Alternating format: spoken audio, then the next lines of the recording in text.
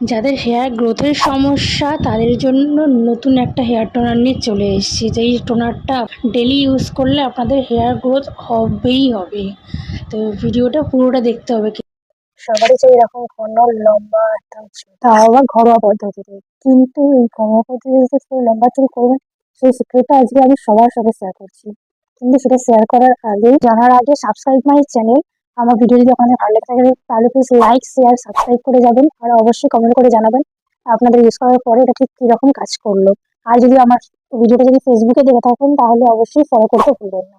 তো চলুন শুরু করে আজকের ভিডিও। লম্বা ঘন চুলের রেমেডি তো আমরা এরকম অনেকেই শেয়ার করে থাকি অনেকেই।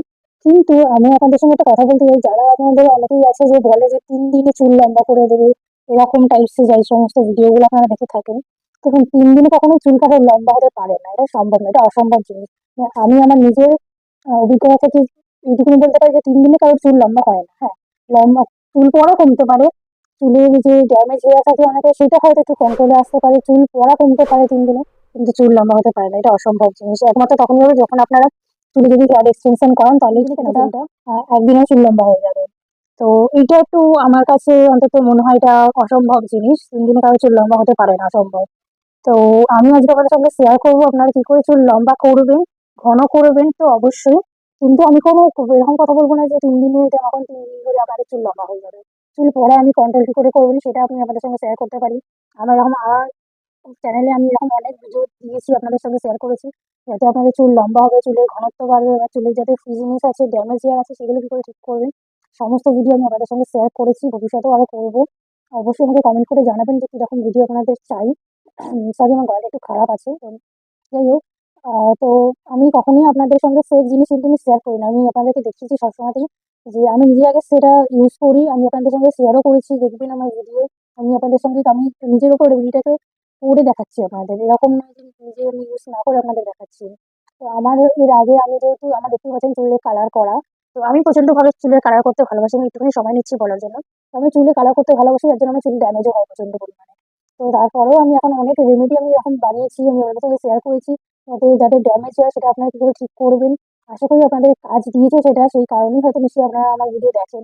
তো যাই হোক, তো আমি জানি না, আমি তো এই বছর আমার ইচ্ছা আছে করার হেয়ার কালার করার জন্য।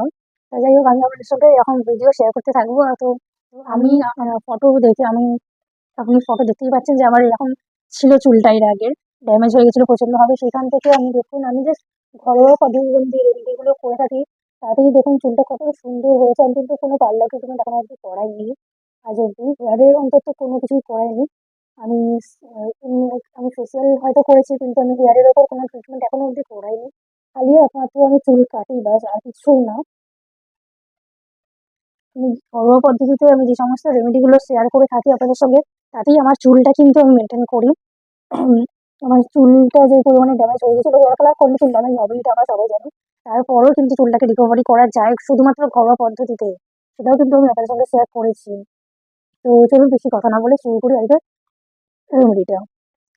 আমরা সবাই জানি যে আমাদের মেথি আমাদের চুলের যে কোনো রকমের প্রবলেম সলভ করতে প্রচন্ড পরিমাণে এক্সপার্ট। তো আমি এখানে সেজন্য মেথি ইউজ করব।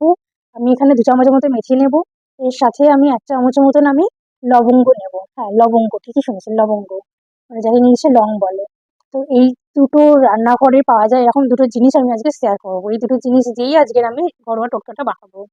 তো প্রথমে আমি 2 চামচের মতো আমি একটা প্যানের মধ্যে 1 গ্লাস মতন জল নিয়ে নিচ্ছি। তার সঙ্গে আমি 2 চামচের যে মেথিটা, সেই মেথিটা আমি কিন্তু আগের দিন রাতে ভিজিয়ে রেখে দিয়েছিলাম। আমি এখানে দেখাচ্ছি, আপনারা দেখতেই পাচ্ছেন। আমি আগের দিন আমি রাত্রিবেলায় গ্লাসের মধ্যে জলে ভিজিয়ে রেখেছিলাম, 1 গ্লাস জলের মধ্যে আমি মেথি এবং লবঙ্গ ভিজিয়ে রেখে দিয়েছিলাম। ওভারনাইট রাখার পরে পরের দিন আমি এটাকে ইউজ করব। তো আমি এখানে 2 চামচের মতন মেথি নিয়েছি এবং 1 চামচের মতন লবঙ্গ নিয়েছি, দিয়ে দুটোকে আমি রেখে দিয়েছিলাম। তো এবার আমি এটাকে প্যানের মধ্যে ঢেলে নিচ্ছি। এটাকে আমি 10 থেকে 15 মিনিট ভালো করে একদম থেকে ফুটিয়ে নেবো, যাতে এর যে গুডনেস গুলো সমস্ত কিছু চলে যায়। তো তারপরে আমি এটাকে ঠান্ডা হতে রাখবো। এটা ঠান্ডা হয়ে গেলে এটাকে আমি স্প্রে বোতলে ট্রান্সফার করে নিচ্ছি। এবার এই স্প্রে বোতলের সাহায্যে আমি দেখিয়ে দিচ্ছি, দেখুন চুলে ভালো করে আমি স্ক্যাল্পে কিন্তু লাগাবো না, এটা কিন্তু আপনাদের পুরো হেয়ার লেন্থ অব্দি আপনাদের লাগানোর দরকার নেই। মানে এরকম লাগাতে হবে যাতে চুলে লাগাতে হবে না, শুধু স্ক্যাল্পে, একমাত্র স্ক্যাল্পেই লাগাবেন, যেহেতু স্ক্যাল্প থেকেই তো আমাদের চুলটা হয় না। তো শুধু স্ক্যাল্পেই লাগাবেন, তাহলেই হবে, যেহেতু এটা আমাদের হেয়ার গ্রোথের জন্য। এক্সট্রিম লেভেলে আপনাদের হেয়ার যাদের গ্রোথ হয় না, তাদের কিন্তু এক্সট্রিম লেভেলের গ্রোথ হবে কিন্তু, ঠিক আছে। যাদের হেয়ার গ্রোথে প্রবলেম থাকে তাদের কিন্তু গ্রোথ হবে চুলে, ঠিক আছে? তো এটা আপনারা প্রায় এটাকে আপনারা স্টোর করেও রাখতে পারেন এবং এটাকে আপনারা ডেলি ইউজ করতে পারেন ডেলি বেসিসে। শুকনো চুলে আপনারা শুধুমাত্র স্প্রে করে দেবেন, ভালো করে পুরো স্ক্যাল্পে স্প্রে করে দেওয়ার পরে ওটা ভালো করে মাসাজ করে দেবেন। মাসাজটা এই কারণে যদি আমি প্রত্যেকটা ভিডিওতেই বলে থাকি যে স্ক্যাল্প মাসাজটা আমাদের কেন করতে হবে, এতে কিন্তু আমাদের ফলিকলসগুলো, এতে কিন্তু আমাদের হেয়ার গ্রোথটা প্রচন্ড পরিমাণে বাড়ে, ফলিকলসটা অ্যাক্টিভেট হয়ে যায়, তো যার জন্য আমাদের হেয়ার গ্রোথের পরিমাণটা বেড়ে যায়। তাই জন্য প্রত্যেক দিন চেষ্টা করবেন একবার অন্তত হলেও যাতে স্ক্যাল্প মাসাজটা দেওয়া যায়। নর্মালও যদি আপনারা যদি নাও করেন, এমনি নর্মাল যখন চুল আঁচড়াচ্ছেন তখন এমনি একবার স্ক্যাল্প মাসাজিং করে নেবেন। তো এই সমস্ত কিছু তো এটা করে এটা আপনারা স্প্রের মাধ্যমে ভালো করে পুরো স্ক্যাল্পে লাগিয়ে একটা ভালো 5 মিনিট 2-5 মিনিটের জন্য একটা স্ক্যাল্প মাসাজ দিয়ে দিবেন। দিয়ে চুলটাকে বেঁধে নেবেন, ব্যাস। আর কিচ্ছু করার দরকার নেই। এরপরে এটা এমনি নরমালি চুলটা শুকাতে দিন।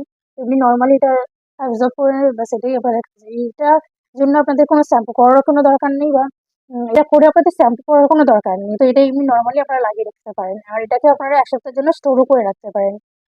তো এটা আমি রোজমেরি এসেন্সিয়াল অয়েল ইউজ করেছি। আমাদের রোজমেরি অয়েলও কিন্তু আমাদের হেয়ার গ্রোথের জন্য প্রচন্ড ভালো। সেই কারণে আমি এর মধ্যে ৩-৪ ড্রপ মতন রোজমেরি এসেন্সিয়াল অয়েলটা আমি দিয়ে দিয়েছি। তো ভালো করে মিক্স করে আমি এটাকে লাগিয়েছি। এটাকে লাগিয়ে রেখে দেবেন, ব্যাস। এটা আপনারা কন্টিনিউ ১ মাস মতন করতে থাকুন, দেখবেন আপনাদের হেয়ার গ্রোথ, ছোট, ছোট হেয়ার গ্রোথ যে হয়েছে সেটা আপনারা বুঝতে পারবেন। বাইরে কেমিক্যাল যুক্ত কোনো স্প্রে আপনাদের দরকারই পড়বে না। আপনারা ঘরে বসেই ২ খানা ৩ খানা উপকরণ দিয়ে, এগুলো দেখুন ঘরেই আমাদের থাকে সবার।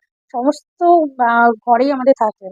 সমস্ত ধরনের মানে সমস্ত ভারতের বাইরে বলুন সমস্ত ঘরে এরকম থাকে যে এই জিনিসগুলো। এই দুটো জিনিস দিয়ে আপনারা এত সুন্দর একটা স্প্রে মানে টোনার আরকি বানিয়ে নিতে পারবেন। যেটাতে আপনাদের যাদের হেয়ার ফলের সমস্যা আছে, যাদের হেয়ার গ্রোথ হয় না, সমস্ত কিছু একদম ঠিকঠাকভাবে ভালো কাজ করবে। তো এই ছিল আজকে আমার ভিডিও। ভিডিওটা ভালো লাগলে please like, share, comment and subscribe করতে ভুলবেন না। দেখা হচ্ছে আবার নতুন কোনো একটা ভিডিও। সবাই ভালো থাকবেন, সুস্থ থাকবেন। আর অবশ্যই চ্যানেলটা সাবস্ক্রাইব আর ফেসবুকে দেখে থাকলে অবশ্যই ফলো করতে ভুলবেন না। তো আমি আপনাদের সঙ্গে এরকম skin care, hair care related আরও অনেক ভিডিও শেয়ার করতে থাকবো। আর কমেন্টে অবশ্যই জানাবেন আমার রেমেডিগুলো আপনাদের ঠিক কতখানি কাজ দিচ্ছে। সবাই সুস্থ থাকবেন, ভালো থাকবেন। সবাইকে বাই।